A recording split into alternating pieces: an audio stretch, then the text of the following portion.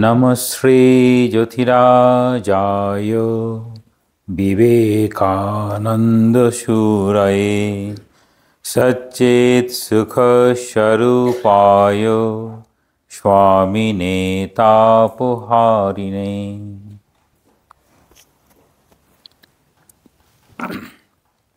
এই অনুষ্ঠানে আগত সকলকে আমার যথাযথ সম্ভাষণ। এখন আমাদের বিষয় স্বামীজির চোখে নিবেদিতা। আমরা এতক্ষণ ধরে নিবেদিতা কোথায় জন্মেছে, কিভাবে পড়াশোনা করে বড় হলো, তারপর ভারতবর্ষের প্রতি কী করে আকর্ষণ হলো, স্বামীজির সঙ্গে কিভাবে দেখা হলো, এসবগুলো সব জানা হয়েছে। দুটো বিষয় আমরা খেয়াল করব। একটা হচ্ছে কোনো একটা বিষয়, এখানে হচ্ছে দুই ব্যক্তির, আমাদের প্রত্যেকে আমরা ব্যক্তি থাকি, আমাদের ব্যক্তির একটা ব্যক্তিত্ব থাকে। তাহলে ব্যক্তি, তার একটা ব্যক্তিত্ব আছে, সেই একটা ব্যক্তিত্ব আর একটা ব্যক্তিত্বকে বোঝার চেষ্টা করছে। নিবেদিতা তখন বেশ জগতে প্রতিষ্ঠা লাভ করে গেছে, তো সেটা তো একটা ব্যক্তিত্ব, মানে এরকম খুব ছোট শিশু হয়ে কেউ আসেনি, দুজনেই মানে তখন প্রথিতযশা। তাহলে একজন আরেকজনকে বুঝবেন যেমনভাবে আমরা বিষয়কে বোঝার চেষ্টা করি। তাহলে এখানে সম্পর্ক দেখানো হবে গুরু শিষ্য, মানে বিষয়টা হচ্ছে নিবেদিতা হচ্ছেন শিষ্যা, স্বামীজি হচ্ছেন গুরু। স্বামীজির কথা শুনে, স্বামীজির বক্তৃতা, স্বামীজির ভাবনা শুনে অনুপ্রাণিত হলেন, ভারতবর্ষে এলেন। এইবার নিবেদিতা বুঝতে পারলেন যে আমি যেসব প্রশ্নের উত্তর পাইনি, সেই প্রশ্নগুলো যদি উত্তর পেতে হয় তাহলে স্বামীজি একমাত্র পথ। তাই জন্য মনে মনে তাকে, স্বামীজিকে গুরু হিসাবে বরণ করে নিলেন। এরা নিবেদিতার দিক থেকে। যে কারণ নিবেদিতা বিভিন্ন সময় তার বিভিন্ন বন্ধুদেরকে লিখে পাঠাচ্ছেন স্বামীজি সম্পর্কে, ভারতবর্ষ সম্পর্কে, এই রকম। যে কারণে দেখবেন স্বামীজিকে যে রূপ দেখিয়েছি, অর্থাৎ স্বামী বিবেকানন্দকে যেমন দেখেছেন বা গুরুকে যেমন দেখেছেন, একটা বই আছে, বা মাই মাস্টার বলে একটা বই আছে, ছোট্ট চটি বই, যেটা পরবর্তীতে এই আমাদের বাণী রচনার মুখবন্ধ হিসাবে লেখা আছে। দেখবেন বাণী রচনার যে ভূমিকা, সেটি ওইটি। তাহলে এইরকম নিবেদিতার দৃষ্টিভঙ্গি স্বামীজির প্রতি পাওয়া যায়। স্বামীজির দৃষ্টিভঙ্গি কী করে পাবো? স্বামীজির দৃষ্টিভঙ্গি, স্বামীজি তো কাউকে পিছন থেকে কাউকে দিয়ে বলা করাতেন না, সরাসরি বলতেন। কাউকে যদি কিছু বলতে হয় সরাসরি। আমরা কি হই? আমরা সাধারণভাবে জিলিপির প্যাঁচের মতো কাউকে গিয়ে বললাম, সেটা ঘুরতে ঘুরতে গিয়ে আর একটা জায়গায় গিয়ে পৌঁছালো, সেই রকমভাবেই আমরা বলতে অভ্যস্ত। স্বামীজি একদমই নন, আর নিবেদিত একদম নন, ঠাকুরও তাও করতেন না। মা হচ্ছে মাঝামাঝি অবস্থায় অবস্থান করতেন, যখন যেমন তখন তেমন বলে আমরা এটাকে নিজের মতো করে ঘুরিয়ে পেঁচিয়ে করে দিই। আসলে তা নয়, মাও সরাসরি বলতেন। তো এই জন্য আমরা দেখব নিবেদিতাকে কিছু সরাসরি চিঠি লিখেছেন, তাতে স্বামীজি তার মনের ভাবটা প্রকাশ করেছেন যে তার চোখে কীরকম। যেমন আগেকার দিনে যেমন বাবা মারা যে সন্তান খুব বাধ্য, তাকে এক ধরনের চিঠি লিখবে, আর যে একটু দুরন্ত তাকে এক ধরনের চিঠি লিখবে। ওই চিঠিগুলো পরবর্তীতে আমরা পেয়ে হবে, ও আমি তখন খুব দুষ্ট ছিলাম, তো তাই জন্য এরকম লিখেছে। তো নিবেদিতা ঠিক সেই রকম, যে ওইটা দেখে বুঝতে পারবে যে আমি কীরকম ছিলাম আর আমাকে কীরকম ভাবতেন। এই প্রসঙ্গক্রমে একটা বলি, সেটা ভালো লাগবে, নাম উল্লেখ করব না কারোরই। যদি শিক্ষক যদি তার ছাত্রের প্রতি ধারণা খুব উচ্চ রাখে, তাহলে ছাত্র না বড় হয়ে পারে না। এরকম ঘটনা আমার চোখের সামনে ঘটেছে। ছেলেটা ভীষণ দুষ্টু, তো তাকে এরকম তার মা এসে কমপ্লেন করেছে। তখন সেই যিনি স্কুলের এইছেন, তিনি বলছেন, আচ্ছা ঠিক আছে, বিষয়টা আমি দেখব। পরে গল্প করতে করতে বলছেন, আমি বিশ্বাস করি আমার কোনো ছাত্রই মন্দ নয়, আমি বিশ্বাস করি আমার সকল ছাত্র খুব ভালো, কেউ যদি আমাকে বলে তাও আমি বিশ্বাস করব না। তখন সেই ছেলেটি এসে প্রণাম করে বলছে, না না স্যার, আমি দুষ্টুমি করেছি, তবে আর করব না। হ্যাঁ, পরবর্তীতে সে খুব বড় হয়েছে। তো এইরকম সব বিষয়গুলো আছে। তো সেই রকমভাবে এই যে আশ্বাস দেওয়া, গুরু যেমন আশ্বাস দেন, গুরু দেখবেন গুরুতত্ত্ব গুরু গীতাতে আছে, গুরু আশ্বাস দিচ্ছেন কীরকম, যে যতক্ষণ না শিষ্যের মুক্তি হয় ততক্ষণ গুরুরও মুক্তি নেই। কেন বলছেন? যে গুরুর জন্য যেন শিষ্যও প্রার্থনা করে, আমিও ঈশ্বরের পথে চলবো, আমি ঈশ্বরকে পাবো, অতএব আপনি আমার গুরু হয়েছেন, আপনার কোনো সেরকম চিন্তা নেই যে আপনাকে আবার আমি নামিয়ে নিয়ে আসবো। যে কারণে এরকম গুরুরা বলতে পারেন যে জগতের এরকম কোনো শক্তি নেই যে তোমাকে পাতালে নিয়ে যেতে পারে বা তোমাকে নিচে নামিয়ে দিতে পারে, আমি গুরু কৃপা দিয়ে তোমাকে তুলে ধরবো। ঠিক সেই রকমভাবেই নিবেদিতার ক্ষেত্রেও তাই। স্বামীজি সবসময় যেটা বলছিলেন সৈকত মহারাজ, যে তুমি বেদান্ত মানো বা নাই মানো, দেশের জন্য কাজ করো বা না করো, আমি তোমার সঙ্গে সর্বদা রয়েছি।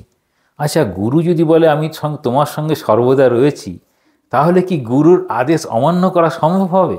আপনি বলুন। আপনি যদি ভাবেন স্যার বলছেন আমি সবসময় আছি, তো ছাত্র তো পড়াশোনা না করে পারবে না, পড়তেই হবে তাকে।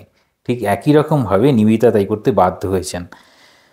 তাহলে এরকম বেশি দেখি যে স্বামীজির চোখে যখন নিবেদিতা হবে, তখন সেখানে যুগনায়ক বিবেকানন্দ স্বামীজির জীবনীতে কীরকম বলছেন, খুব ছোট্ট একটি বাক্যবন্ধ এরকম। স্বামীজি বুঝেছিলেন যে শ্রদ্ধা মিশ্রিত বিচার পরায়ণা নিবেদিতা যদি একবার তাহার মতবাদ পরীক্ষাপূর্বক স্বীকার করেন, তবে তিনি কালে হইবেন এই নববাণী প্রচারের সর্বাগ্রণী মুখপাত্রী। কি বলছেন? যদি শ্রদ্ধা মিশ্রিত বিচার পরায়ণ, তাহলে ঠাকুর কী করে বলছেন? দিনে দেখবি রাতে দেখবি বলছেন না, বিচার করে করে দেখতে হবে। ভক্ত হবি তো বোকা হবি কেন? এখানে ঠিক একই রকমভাবে নিবেদিতা বোকা নয়, তিনি শ্রদ্ধা মিশ্রিত বিচার এসব নিয়ে পরীক্ষা করে স্বামীজির বিষয়গুলো গ্রহণ করেছেন, তারপরে তিনি সেটা শিক্ষা দিচ্ছেন। তবে নিবেদিতার শিক্ষাটা এইরকম হলো। এই যে নিবেদিতার শিক্ষা এইরকমভাবে হচ্ছে, তিনি বিদেশিনী হয়ে কি করে ভারতীয় হয়ে গেলেন। ভারতীয় বলতে আমরাও অতটা ভারতীয় হতে পারি না। রবীন্দ্রনাথ ঠাকুরের মতো মানুষ বলছেন লোকমাতা, মানে ভারতবর্ষের সকল মানুষকে তিনি আওয়ার পিপুল বলছেন, আমাদের মানুষ বলে বলছেন। কিন্তু কখন বলছেন? যখন ভারতবর্ষের মানুষ বলছেন আমাদের হোমল্যান্ড কোনটা না, ইংল্যান্ডটা হচ্ছে হোমল্যান্ড আর নেটিভ ল্যান্ডটা হচ্ছে এই দেশটা। দেখবেন সেই সময় যত প্রখ্যাত ব্যক্তিত্ব আছে তাদের ভাবনা হচ্ছে ভারতবর্ষ যেন সেই পদানতই আছে। এবার বলছেন একটা জায়গায় 1904 সালের 26শে জুলাই এই সময় একটা কথা মনে করে নিবেদিতা লিখছেন, the web of Indian life. এতে বলছেন, প্রকাশ করার পরে ম্যাকলাউডকে বলছেন, মনে করো যদি সে সময় স্বামীজি লন্ডনে না আসতেন। সে সময় বলতে 1895, 10ই নভেম্বর দেখা হয়েছিল। ওই সময় যদি না আসতো, তাহলে কখন এসেছিল? নিবেদিতা যখন বুঝতে পারছে যে আমাকে খ্রিশ্চানিটি আমাকে উত্তর দিতে পারছে না, তারপর নেচার সায়েন্স আমার উত্তর দিতে পারছে না, ভগবান বুদ্ধের জীবনটাও পুরোপুরি আমাকে উত্তর দিতে পারছে না, সেই সময় যদি স্বামীজি না আসতেন তাহলে আমার প্রশ্নগুলো কে উত্তর দিত? তাহলে আমরা কি ভাবি, যদি এই ঠাকুরের কাছে যখন নরেন্দ্রনাথ এলেন তখন বলছেন এত পরে আসতে হয়, কারণ ঠাকুর কার জন্য অপেক্ষা করছেন? বাকি সব এই সাধারণ আমাদের মতো যারা তাদের মতো তাদের জন্য অপেক্ষা করছেন কি? অপেক্ষা করছেন বলেই তো বলছেন যে এতদিন পরে এলি। ছাত্র অবস্থায় এসেছেন কেন না, ঠাকুর ওই নরেন্দ্রনাথকে অবলম্বন করে এই নতুন ভাবটা জগতে আনবেন, অবতারের কাজ হবে। তাহলে একই রকমভাবে যদি নিবেদিতা না আসতেন, স্বামীজিকে এরকমভাবে তুলে ধরবে কি করে? এই স্বামীজিকে তুলে ধরার জন্য স্বামীজিও ভাবছেন যে ভারতবর্ষের এই অবস্থা, ভারতবর্ষের সব থেকে আমাদের এটা দেখবেন বেদান্তের কথা দিয়ে বলা হয়, যুক্তি বিচার জ্ঞান এগুলো কত দূর যায় না, দরজা পর্যন্ত যায়, আর ভক্তি হচ্ছে ভেতরে প্রবেশ করে যায়। স্বামীজি দেখছেন এই একই রকমভাবে নারী শরীরের মধ্যে দিয়ে যেরকম যদি একটা শক্তি আসা সম্ভব হয়, তিনি অন্দরমহলে ঢুকে যাবেন। তাহলে নিবেদিতা অন্দরমহলে ঢুকে যাচ্ছেন, দেখলেন না সকালে বলছিলাম যে তিনি খালি পায়ে চলে যাচ্ছেন, অন্দরমহলে ঢুকে যাচ্ছেন। তাহলে এই অন্দরমহলে ঢুকে যদি যেতে পারে তাহলে ঠিক ঠিক শিক্ষার বিস্তার হবে, ঠিক ঠিক ভারতের ওই জাতীয়তা বোধটাকে তুলে ধরা সম্ভব হবে। তাহলে এরকমভাবে দেখি যে স্বামীজি সব মিলিয়ে ৩১টা চিঠি লিখেছিলেন নিবেদিতাকে, অনেক চিঠি, অনেককে অন্যান্যদেরকে বলছেন সেরকমও আছে। তো আমরা দেখব প্রথমে আলাসিঙ্গা পেরুমলকে, দক্ষিণ ভারতের মানুষ, তাকে একটা চিঠিতে লিখছেন 1896 20 নভেম্বর। বলছেন, উইম্বলডনের মিস নোবেল মস্ত কর্মী। একটা ছোট্ট শব্দ দিলেন, কীরকম, যে একজন মহিলা তিনি মস্ত কর্মী, এইটুকু বলছেন চিঠির মধ্যে। কেন বললেন মস্ত কর্মী? সাধারণত আমরা কি দেখি নারীদের মধ্যে? ভাবুকতা দেখি, হ্যাঁ, ইমোশনাল অ্যাটিচিউড তো বেশি, দেখবেন ইমোশনাল অ্যাটিচিউড খুব বেশি। কিন্তু এখানে বলছেন যে তিনি একজন কর্মী। তাহলে কর্ম করার প্রবণতা আছে। কর্ম কখন হয়? যখন তার আগে কর্ম করার প্রবৃত্তি জন্মায়, যে আমি এটি করব। স্কুল করেছেন, তখন স্কুল করেছেন, ওখানে স্কুল করেছেন, শিক্ষা দিচ্ছেন। দিদি বললেন না কিন্ডার গার্ডেন, মানে ছোট ছোট শিশুগুলোকে চারা গাছের মতো ভাবতেন, তারা ফুলে ফুলে বিকশিত হবে, সেটাকে তুলে ধরার চেষ্টা করছেন। সেই জন্য বলছেন কর্মী। আবার বলছেন 1897 সালে মেরি হেল ওয়েস্টারকে যখন চিঠি লিখছেন তখন বলছেন, উইম্বলডনের মিস মার্গারেট নোবেলকে কি জানো? আমার জন্য সে কঠোর পরিশ্রম করছে, যদি পারো তো তার সঙ্গে পত্রে যোগাযোগ করো। তাহলে দেখুন স্বামীজি লিখছেন একজন বিদেশিনীকে যে নিবেদিতা আমার জন্য কাজ করছে, তোমরা ওর সঙ্গে যুক্ত হলে আমার জন্য অনেকেই মিলে বিদেশিরা কাজ করতে পারে। একটা জিনিস দেখব, স্বামীজি বারবার বলেছেন ধর্ম দলে নয় হুজুগে নয়। কিন্তু আমরা তো সবাই এতজন মিলে বসে আছি, আমরা ভাবছি যে আমরা ধর্ম করছি। কেন ভাবছি? যে এই পথের আমি একজন পথিক নই, এই পথের আমরা এতজন মিলে পথিক। আমরা সব মিলিতভাবে চেষ্টা করলে নিশ্চয়ই গুরুর নামটা প্রকাশ করতে পারবো, নিশ্চয়ই আমরা আগিয়ে যেতে পারবো। আমরা বাংলায় একটা প্রবাদ আছে না, যে 10 মিলি করি কাজ, হারি জিতি নাহিলা, ছোট থেকে শেখানো হয়। কেন? যে সকলে মিলে করলে পারে হবে, আগানো যাওয়া সম্ভব হবে। এবার বলছেন 1897 সালের 19 আগস্ট স্বামীজি অলিবুলকে একটা চিঠিতে লিখছেন, মিস মার্গারেট নোবেল নামে একজন ইংরেজ তরুণী ভারতে আসতে এবং এখানকার অবস্থা জানতে খুবই আগ্রহী। মানে ভারতবর্ষে আসতে চাইছেন। ভারতবর্ষে আসতে চাইতেন, একজনকে লিখলেন কেন? আবার বলছেন যাতে সে ইংল্যান্ডে ফিরে গিয়ে ভারতের জন্য কিছু কাজ করতে পারে। তখন ভারতবর্ষে এখনও আসেনি, তো ভারতে ফিরে গিয়ে আবার কাজ করবে। তাহলে এই যে 1897 19 আগস্ট অলিবুলকে যখন এরকম লিখছেন যে ইংল্যান্ডে ফিরে গিয়ে ভারতের জন্য কিছু কাজ করবে, মানে এখানে এসেছেন আবার ফিরে আসবেন, ওখান থেকে কী করবেন? স্বামীজি বিদেশে গিয়েছিলেন, তার একটা বড় কারণ ছিল যে ভারতবর্ষের মানুষের কাছে তো অর্থ নেই, যদি ওখান থেকে কিছু অর্থ পাওয়া যায় তাহলে ভারতবর্ষের কাজ করা সম্ভব হবে খুব সহজেই। পরে সেই ভাবনাটা ভেঙে যায়, কিন্তু এখানে নিবেদিতার কথা বলে বলছেন যে তিনি ইংল্যান্ডে ফিরে গিয়ে ভারতের জন্য কিছু করতে পারেন। তাহলে এখানে এই 3টে চিঠি দিয়ে বলতে চাইছেন কি, নিবেদিতা খুব কর্মী, কিছু করতে চায়। এবার গুরু ভাইদের লিখছেন, যদি ভবিষ্যতে ভারতে এসে থেকে যায়, তো স্বামীজি জানেন যে প্রত্যেক এইরকম অবতার পুরুষের সঙ্গে যারা থাকে তারা মোটামুটি বুঝতে পারে যে আমি এতদিন থাকবো, এরপরে আমার কাজ শেষ হয়ে যাবে, ফিরে যাব। ঠাকুরও বলেছেন যখন নরেন তার নিজের স্বরূপ জানতে পারবে ফিরে যাবে, তার থাকবে না, দেহেতে থাকবে না। সেই জন্য স্বামী ব্রহ্মানন্দ আর স্বামী রামকৃষ্ণানন্দকে লিখছেন। কোন সময় লিখছেন? সেটা হচ্ছে 1898 মার্চ মাসে।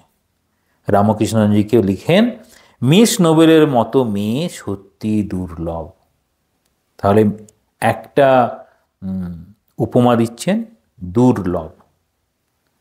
মায়ের চোখে কীরকম? যে সাধু ব্রহ্মচারীরা হচ্ছে দেবের দুর্লভ ধন।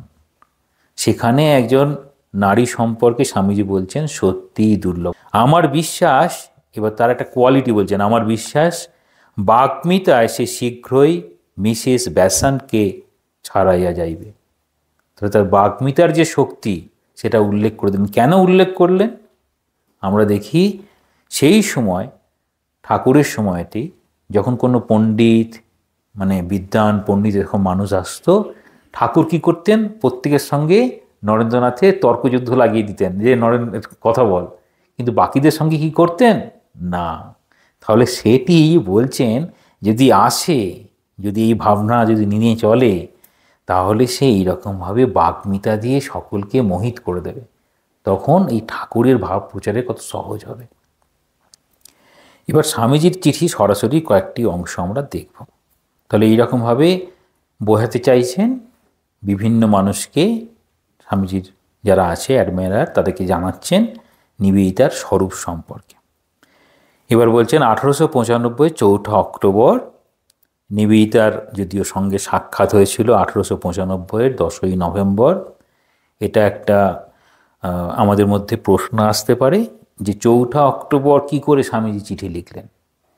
স্বামীজি তার স্নেহের মার্গারেটকে লেখেন, আমাদের সকল যত জীবনে যত বাধা আছে সেই বাধাটা কি করে কেটে যায়। হয়তো এরকম হতে পারে তিনি হয়তো প্রশ্নে জানিয়েছেন যে জীবনে সাফল্য লাভ করতে গেলে আমাকে কি করতে হবে, কারণ উনি তো সফল হয়েছেন। এত ধর্ম আছে, সেই ধর্মের থেকে তিনি হিন্দু ধর্মের প্রতিষ্ঠা করেছিলেন। তখন হিন্দু ধর্ম তো পিছিয়ে পড়েছেন, মানে যখনই কোনো দেশ জয়লাভ করে তখন ওই যারা জয়লাভ করলো তারাই ইতিহাস রচনা করে। দেখবেন শকুনের একটা কথা আছে, যে জিতবে সেই ইতিহাস রচনা করবে। এই যে কুরু পাণ্ডবের যুদ্ধ হচ্ছে, যে জিতবে সেই ইতিহাস রচনা করবে। তাহলে এই যে জয়লাভ করবে সে যদি ইতিহাস রচনা করে, তাহলে সেই সময় হিন্দুদের অবস্থা কী ছিল বা হিন্দু ধর্মের অবস্থাটা কীরকম অবস্থায় ছিল। তো সেখানে বলছেন যদি নিবেদিত এরকম প্রশ্ন দিয়ে থাকি, তার উত্তরটা হচ্ছে স্বামীজি বলছেন পবিত্রতা ধৈর্য অধ্যবসায় দ্বারা সকল বিঘ্ন দূর হয়। খুব সুন্দর বলছে, মানে আমরা ভাবতে পারি হয়তো তিনি প্রশ্ন করে রাখতে পারেন যে জীবনে সাফল্য পেতে গেলে কি করতে হবে। তাহলে পবিত্রতা ধৈর্য আর অধ্যবসায়, মানে পড়াশোনা করতে হবে, ধৈর্য রাখতে হবে, আর যে কাজটা যখন করব নিষ্ঠা সহকারে পরিষ্কার পরিচ্ছন্ন করে করতে হবে। তারপর বলছেন সব বড় বড় ব্যাপার অবশ্য ধীরে ধীরে হয়ে থাকে, হঠাৎ করে কিছু হয় না, সব ধীরে ধীরে হবে। মানে এই যে ভারতবর্ষের অবস্থা এরকম হলো একদিনে হয়েছে না, ভারতবর্ষ তো অনেক প্রাচীন সভ্যতা। তাহলে এই সভ্যতা এখন স্বামীজি যে কারণে বলছেন যে আমি যখন কন্যাকুমারিকা দ্বীপে গেলাম তখন দেখলাম ভারতের অতীতের গৌরব, বর্তমানের এই হিমধসা, আর ভবিষ্যতে সেই আবার উচ্চ অবস্থান করবে, তার একটা ইতিহাসের পাতা যেন উল্টে গেল। তাহলে এই যে পরিবর্তন হয় সেটা দেখাচ্ছেন। তারপর নিবেদিতাকে 1896 সালের 7ই জুন খুব সুন্দর বলছেন, তোমার মধ্যে একটা জগৎ আলোড়নকারী শক্তি আছে। তাহলে নিবেদিতাকে অ্যাসেস করছেন তোমার মধ্যে জগৎ আলোড়নকারী শক্তি আছে। আচ্ছা, এই জগৎ আলোড়নকারী শক্তি আছে কার কার মধ্যে ঠাকুর বলেছিলেন? ঠাকুরের যারা পার্ষদ ছিল বলছে ওরা যদি একজন এক একবারে আসতো, তাহলে একটা মত এক একজনই এরকমভাবে জগতে প্রতিষ্ঠা করতে পারত। তাহলে জগৎ আলোড়নকারী শক্তি কাদের মধ্যে ছিল? ঠাকুরের সকল পার্শ্বদের মধ্যে ছিল। ঠিক একই রকমভাবে নিবেদিতার ক্ষেত্রে স্বামীজি ব্যবহার করছেন জগৎ আলোড়নকারী শক্তি তোমার মধ্যে রয়েছে, ধীরে ধীরে আরও অনেক শক্তি আসবে। তাহলে শক্তি কিভাবে আসে? জল কিভাবে শক্তি সঞ্চয় করে? না, জলের সামনে একটা বাধা দিয়ে দেওয়া হলো, তখন জল অনেক জমলো, তারপর বাঁধ যখন ভেঙে গেল তখন জলের স্রোতটা চলে গেল। তাহলে এই যে জলের স্রোত, এই অনেক শক্তি আসবে, এটি স্বামীজি মনে করছেন কীরকম, মানে জমলে পরে খরচ করতে হবে, এই জমার কাজটা করতে হবে, তোমাকে ধীরে ধীরে সব সঞ্চয় করতে হবে। তারপর বলছেন আমরা চাই জ্বালাময়ী বাণী তার চেয়েও জ্বলন্ত কর্ম। দুটি কথা দেখব। তাহলে বলছেন জ্বালাময়ী বাণী তার চেয়ে জ্বলন্ত কর্ম। কেন বললেন জ্বালাময়ী বাণী তার চেয়ে জ্বলন্ত কর্ম? 1898 বলে দিয়েছেন। কীরকম? কাকে বলেছেন? না, ব্রহ্মানন্দজিকে বলছেন আর রামকৃষ্ণজিকে বলছেন যে মিস নোবেল দুর্লভ একটি মেয়ে, তার মধ্যে বাগ্মিতার একটা শক্তি আছে। এখানে বলছেন শুধু আমরা চাই জ্বালাময়ী বাণী এবং তার চেয়েও জ্বলন্ত কর্ম। তাহলে শুধু কথায়, ফাঁকা কথায় বললে হবে না, কর্মও করতে হবে। অনেকে আসে না, অনেক শুধু অ্যাডভাইসের পর অ্যাডভাইস দিয়ে যায়। ওই অ্যাডভাইসারি কমিটি হয়, পরিচর্যা খুব ভালো জানেন, অ্যাডভাইসারি কমিটি হয়, তারপরে থেমে গেল সব। তাহলে ওই অ্যাডভাইসারি কমিটি হলে হবে না, জ্বালাময়ী বাণী জ্বলন্ত কর্ম।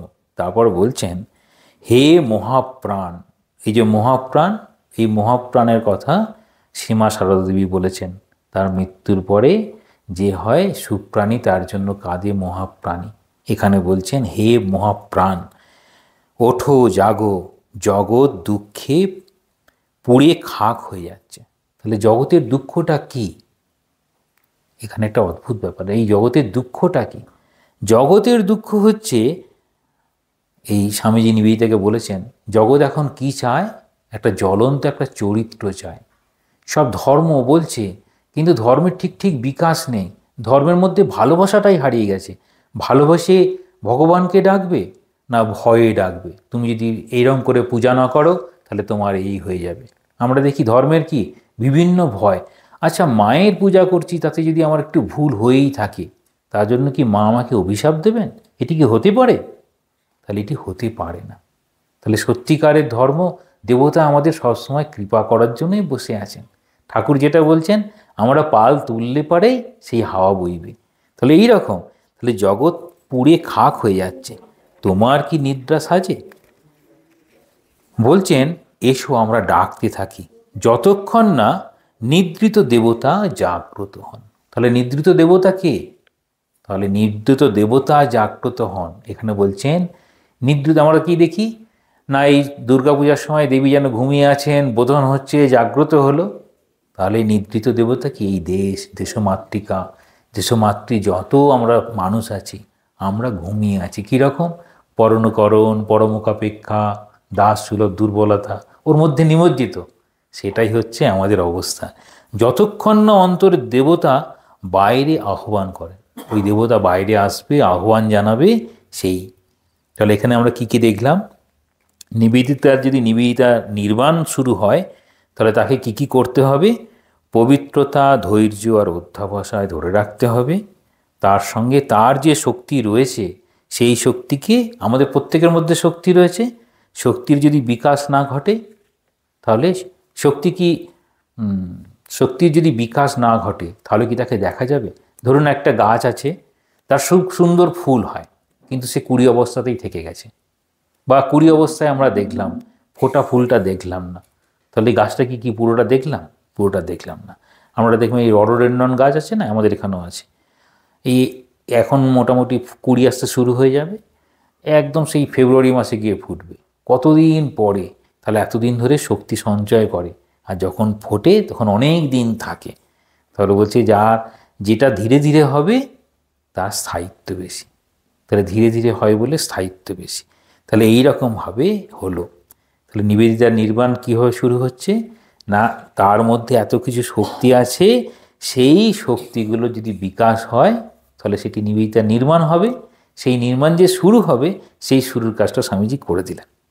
এবার হচ্ছে 1897-এর 5ই মে স্বামীজি লিখছেন, কল্যাণিয়া মিস নোবেল, তোমার যে অনুরাগ, ভক্তি, বিশ্বাস ও গুণগ্রাহিতা আছে। তাহলে কি কি বললেন? 4টে শব্দ বলছেন। অনুরাগ, দ্বিতীয় হচ্ছে ভক্তি, তৃতীয় হচ্ছে বিশ্বাস, চতুর্থ হচ্ছে গুণগ্রাহিতা। কেন গুণগ্রাহিতার কথা বললেন? আমরা দেখবেন যে আমরা যতই যা কিছু করি না কেন, বিদেশির মানুষরা বলছে তোমাদের সংস্কৃতি কিছুই নেই, তোমাদের সব ধ্বংস হয়ে গেছে, তোমরা একদম মূর্খ, তোমাদের কিচ্ছু নেই, এইরকম। কিন্তু তার মধ্যে এই গুণগ্রাহিতা আছে, সেই গুণটা দিয়ে তিনি খুঁজে পাবেন ভারতবর্ষের সত্যি প্রাণটা কোথায়। মানে একটা বড় যেন দৈত্য, তার প্রাণ ভ্রমণে যেন লুকিয়ে আছে। এই ভারতবর্ষটা বিশাল একটা দেশ, বিশাল সংস্কৃতি, সেটাকে বুঝতে গেলে গুণগ্রাহিতা। তাহলে এই যদি গুণগ্রাহিতা হয়, তখন একটা মানুষের সমস্তটা সে খুলে দিতে পারে। কীরকম? এখানে বলা হয় সেন্স অফ অ্যাপ্রিসিয়েশন আমরা খুব এখন কর্পোরেট জগতে খুব ব্যবহার করে, তাই তো? সেন্স অফ অ্যাপ্রিসিয়েশন, কিছু ভালো কিছু করলে হ্যাঁ একটা কিছু দিয়ে তাকে পুরস্কৃত করলে সে আরও ভালো কাজ করবে। এই যে গুণগ্রাহিতা হলে পরে তাহলে একটা দেশের সমস্ত কিছু বেরিয়ে আসবে। বলছেন তোমার যদি ওই গুণটুকু যদি কেউ পায় তাহলে সে তার নিজের জীবনকে সার্থক করতে পারে। কোন কোন গুণ? অনুরাগ, ভক্তি, বিশ্বাস, গুণগ্রাহিতা, এই 4টি গুণের কথা বলছেন।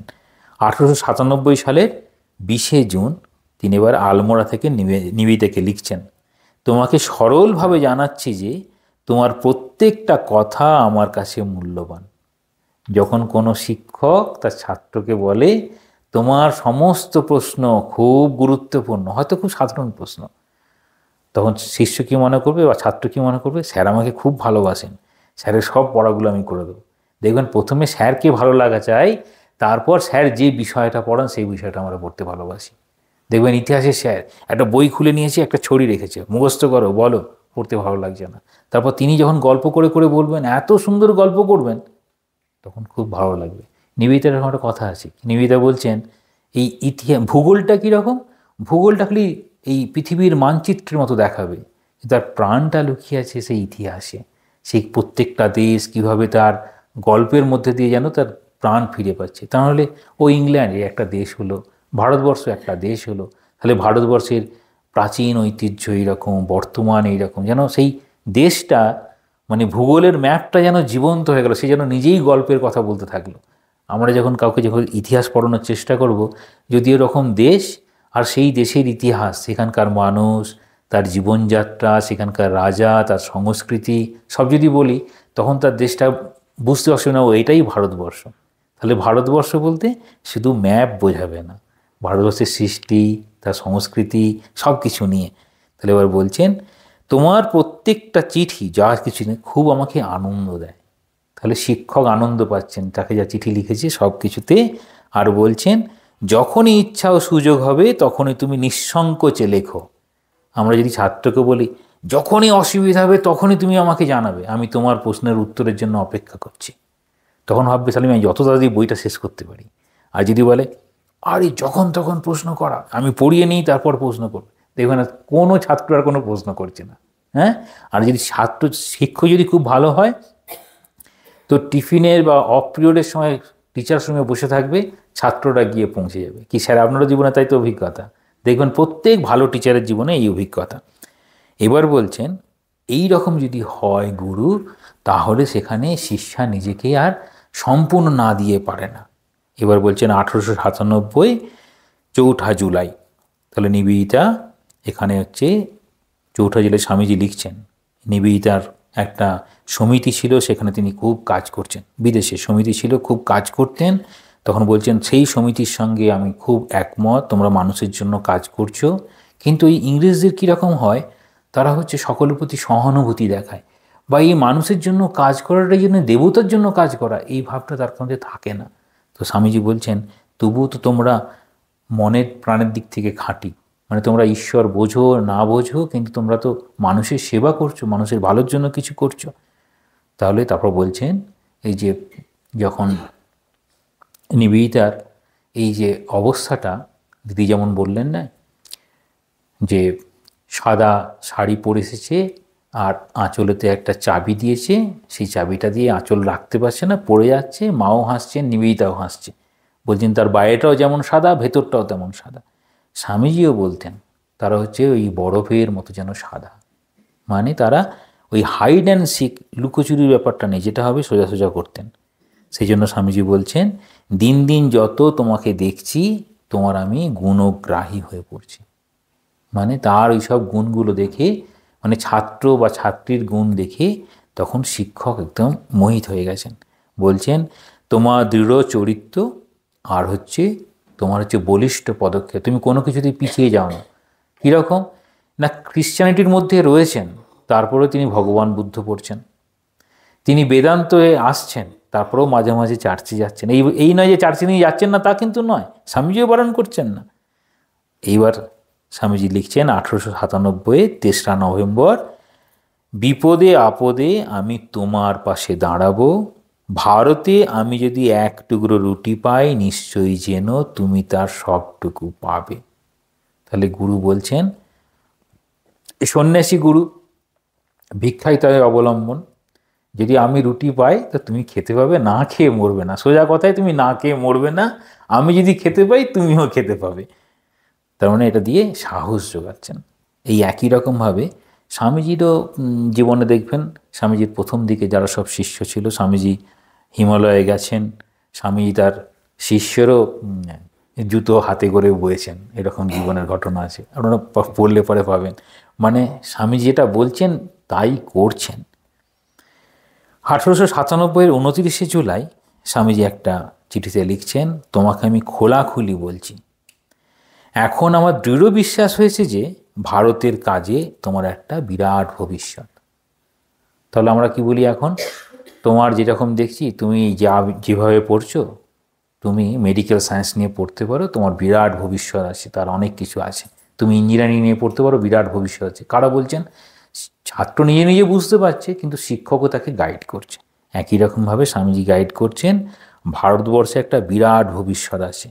কিন্তু ভারতবর্ষের বিরাট ভবিষ্যতের থেকে আমরা দেখব যে ভারতবর্ষ এলে তার কী কী কষ্ট হবে। যেমন ধরুন, আমি এখান থেকে কলকাতায় গেলে আমাদের তো গরম লাগে খুব, তাহলে তার কীরকম কষ্ট হয়েছে।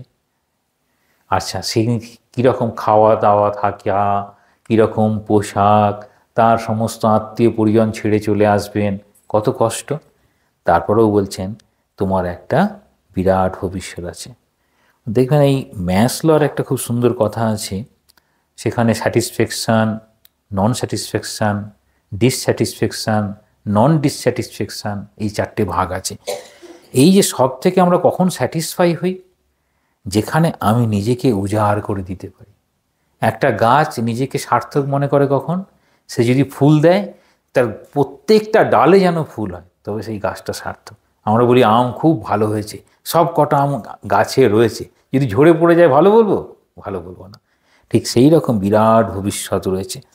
ভারতের নারী সমাজের জন্য পুরুষের চেয়ে নারীর একজন প্রকৃত সিংহীর প্রয়োজন। এটা খুব বেশিরভাগ জায়গাতে দেখবেন এইটা বিশেষ করে বলা হয়।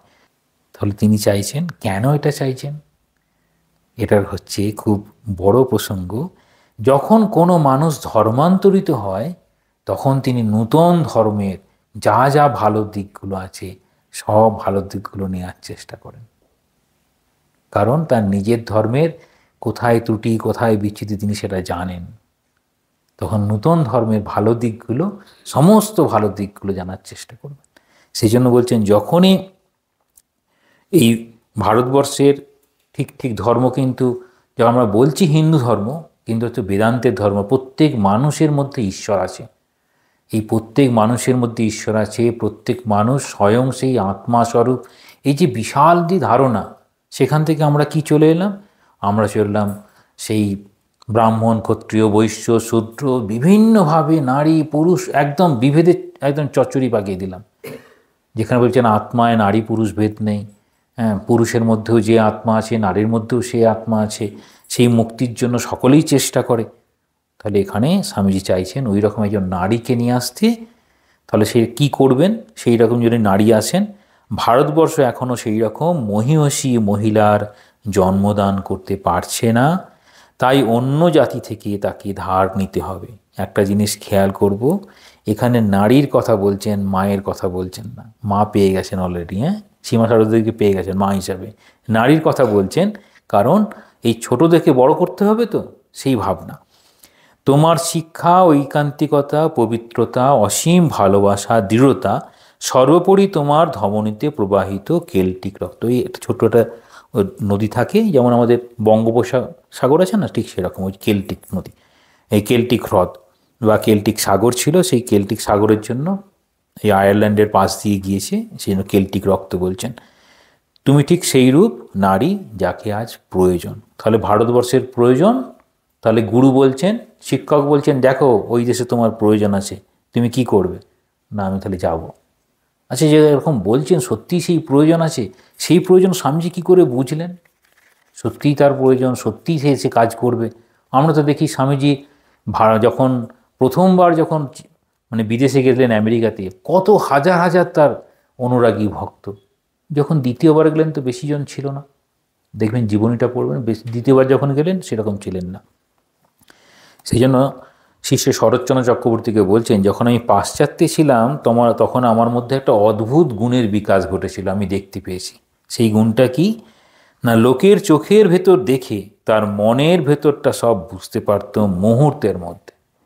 তাহলে স্বামীজি এরকম করে তাকালো, একটা মানুষ সম্পর্কে সব বুঝে গেল, সে কি করবে না করবে, আদৌ আসবে কি আসবে না, না শুধু দেখাচ্ছে, কে কি ভাবছে, সব হচ্ছে করো অমলক্যবধ, মানে আমলকিকে হাতের মধ্যে ছোট্ট আমলকি ধরতে পারা যেরকম সেরকম কারুকে কারুকে স্বামীজি বলছেন আমি বলে দিতাম, আর যাদের বলতাম তাদের মধ্যে অনেকে আমার আবার চ্যালা হয়ে গেল। তাহলে তুমি কি করবে কি হবে স্বামীজি আগে থেকে বুঝতে পারতেন।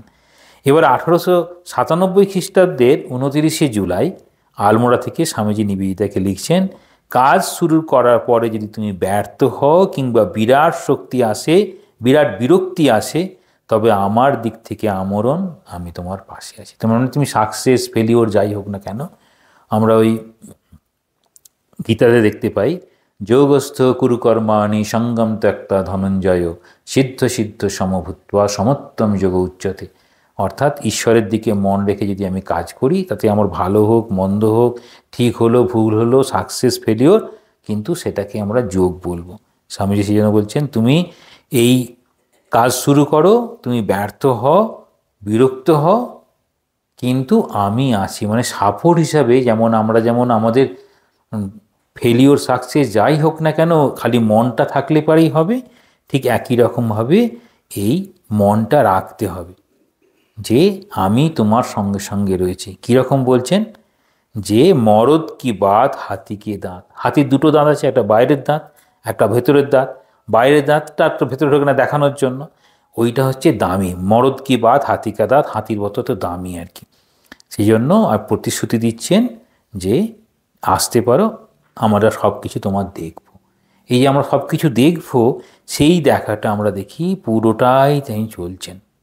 এখানে স্বামীজি এই নিবেদিতার গুণের পাশাপাশি ইংরেজদের কয়েকটি গুণ ভালো জিনিস দেখেছিলেন, শুধু শুধু নিবেদিতার নয়, এটা ইংরেজ জাতির রয়েছে। আমরা যেন এটা ভুল না করি যে ইংরেজ জাতির মধ্যে কেবল যেন নিবেদিতার আছে, তা কিন্তু নয়, সেটি ওই জাতির মধ্যে রয়েছে। কি বলছেন, ইংরেজরা একটা জিনিস কেমন কামড়ে ধরে থাকতে পারে, এবং সকল জাতির মধ্যে তারা পরস্পরের প্রতি সবচেয়ে কম ঈর্ষাপরায়ণ।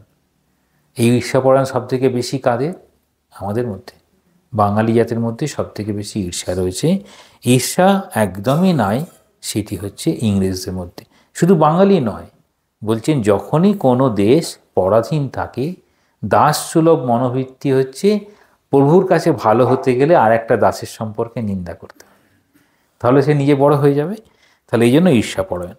এই কারণেই তারা জগতের উপর প্রভুত্ব করেছে, দাসসুলভ খোসামদির ভাব একদম না রেখে কিভাবে আজ্ঞানুবর্তী হওয়া যায়, অপরিসীম স্বাধীনতার সঙ্গে কেমন করে কঠোর নিয়ম মেনে চলা যায়, এ রহস্য তারা বুঝেছে। তাহলে এটা ইংরেজ জাতির বৈশিষ্ট্য। তারা হচ্ছে প্রভুত্ব করেছে কিসের জন্য, তারা হচ্ছে নিজের অপরিসীম স্বাধীনতা, তার সঙ্গে সঙ্গে আজ্ঞাবহতা। স্বামীজি এটাই বলছেন যে স্বামীজি নবাগত সন্ন্যাসী ব্রহ্মচারীদের উদ্দেশ্যে ঠিক এই রকম বলেছেন। কীরকম হবে না, আকাশের মতো বিস্তীর্ণ, বা নদীর গতিপথ যখন সমুদ্রে গিয়ে শেষ হয় তার বিস্তারটা খুব বড়, বলে যেমন তার বিস্তার হবে তেমন তার গভীরতা হবে। সাধারণত বিস্তার হলে গভীরতা থাকে না, যেমন বিস্তার হবে তেমন গভীরতা থাকবে। ঠিক সেই রকম গোলামি থাকবে না, অথচ হুকুম তালিম করবে। আমরা কি করি, হুকুম তালিম করতে গেলেই জি হুজুর আজ্ঞা, ব্যাস গোলাম হয়ে গেলাম, কিন্তু গোলামি থাকবে না। এই গোলামি থাকবে না অথচ হুকুম তালিম করবে, এটা তাদের কাছে শিখতে হবে। এই রকম করে তারপর নিবেদিতা ভারতবর্ষে এলেন। ভারতবর্ষে এসে দেখছেন, তাহলে ভারতবর্ষে আসার আগে স্বামীজি একরকমভাবে দেখেছেন, এবার ভারতবর্ষে এলেন। তাহলে ভারতবর্ষে আসার পরে এবার নিবেদিতার মধ্যে কি হবে না, নিবেদিতার মধ্যে আসবে যে তিনি গুরুগত প্রাণ। গুরুর সান্নিধ্য ছাড়া তিনি একদম বুঝতেই পারছেন না, কারণ গুরু কি চেনেন, এসেছেন। এবার স্বামীজি চাইছেন বেদান্তের ভাব সেখানে কোথায় আসবে, গুরু ইষ্ট সেটাও বন্ধনের কারণ হয়। আমরা বেদান্ত দেখেছি কীরকম, গুরু এবং ইষ্ট সেটাও বেদান্তে বন্ধনের কারণ বলবে। তাহলে গুরু ইষ্ট দুটোকেই অতিক্রম করে যেতে হবে। স্বামীজি চাইছেন সে তার আত্মনির্ভর হোক।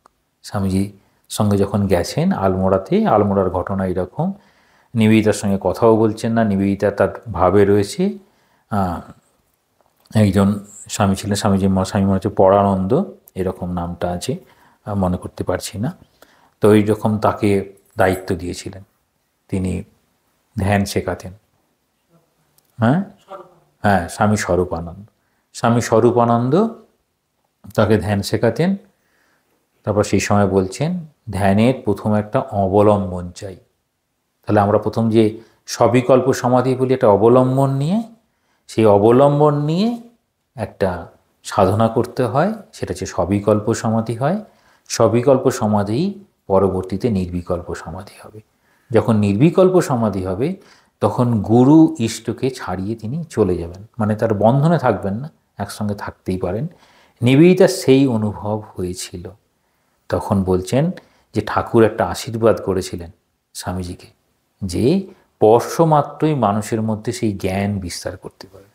নিবেদিতা বলছেন আমাকে দিয়ে আমি বুঝতে পারলাম স্বামীজির মধ্যে সেই শক্তি এখন এসেছে।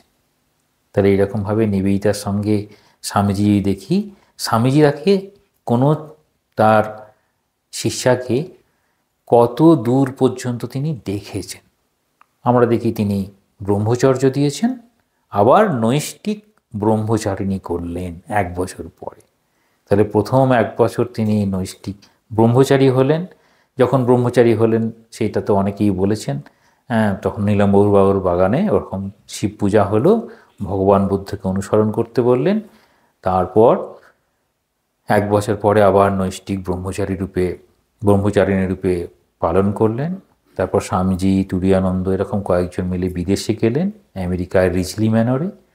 সেখানে গিয়ে দেখছেন নিবেদিতার মনে খুব ভাব তিনি সন্ন্যাসিনীর মতো জীবনযাপন করবেন।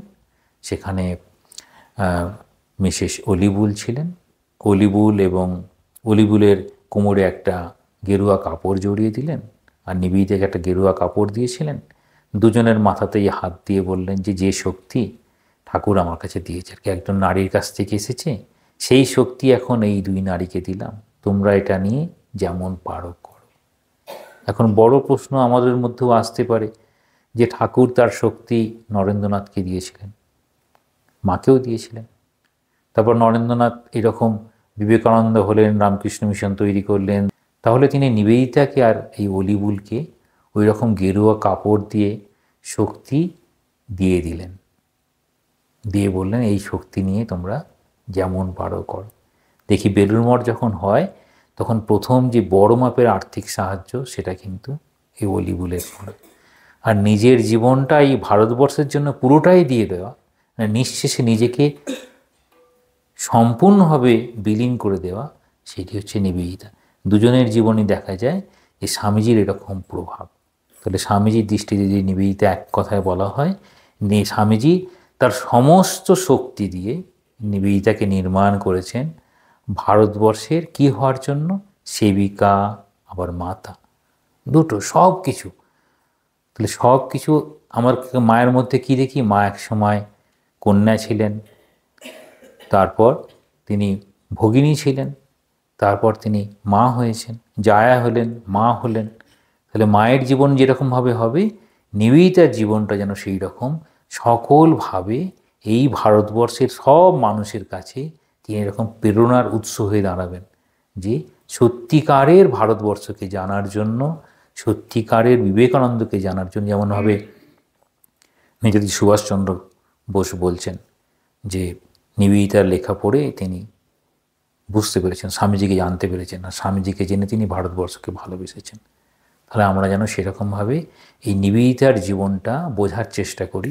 স্বামীজির দৃষ্টিতে নিবেদিতা তাহলে কীরকম, এক কথায় বলতে গেলে ঠাকুর যেমনভাবে নিবেদিতা লিখছেন যে মাস্টারের স্বয়ংমে, যে স্বামী বিবেকানন্দকে তৈরি করার জন্যই যেন শ্রীরামকৃষ্ণের জীবন ধারণ। সেই সময় কয়েকজন বলেছেন, প্রাচীন প্রবীণ সন্ন্যাসীরা। আমরাও দেখি যে স্বামীজির এত শক্তি, তিনি এই নিবেদিতাকে দিচ্ছেন এই ভারতবর্ষের এই জাগরণের জন্য, ভারতবর্ষ যেন জেগে উঠুক সব দিক থেকে। দেখে এই শিল্প, বিজ্ঞান, সাহিত্য, তাহলে তার কি দায় পড়েছিল ভারতবর্ষের সাহিত্য দেশ বিদেশে ছড়িয়ে পড়ুক? তার কি দায় পড়েছিল ভারতবর্ষের এই সমস্ত চিন্তা ভাবনা সব যেন দেশ বিদেশে ছড়িয়ে পড়ুক?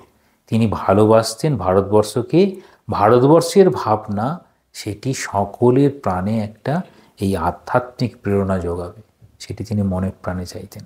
তাহলে একটা হচ্ছে জীবন, আর সেই জীবনের প্রকাশ, সেই জীবনের প্রকাশটা স্বামীজির সান্নিধ্যে হয়েছে।